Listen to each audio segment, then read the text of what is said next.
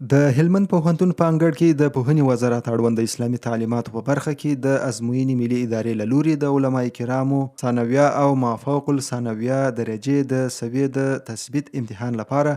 د بایومټریک معلومات د ثبت لړۍ پیل شوه چې مشري د یادې ادارې استازی ښاغلی عبدالرحمن رحماني کوي. نوموړي د ګډونوالو په اړه وویل چې د هلمند ولایت څخه 795 تنه علما کرام په دې ازموینه کې د ګډون لپاره نوملیکنه کړې ده چې د په وینا ګډونوال به د یو منظم سیستم له مخې خپل بایومټریک معلومات ثبتوي ترڅو د ازموینې په ورځ له هر ډول ستونزو او ځنډ پرته په ټاکلي ډول ګډون وکړي. نوموړي زیاته کړه چې د ازموینې ملي ادارې د غړو له خوا ګډونوالو ته د امتحان اړوند هر اړخیزه لارښوونه روانه ده او د دې هڅه کیږي چې د شفافیت ترڅنګ ټولې چارې په ښه ډول پر مخ ولاړې شي. د یادونې وړ ده چې د بایومټریک د ثبت روانه لړۍ د جمعې ورځې د ازموینې لپاره چمتووالی دی چې په لړ کې به د ګډونوالو د علمي سویې کچه وازمویل شي.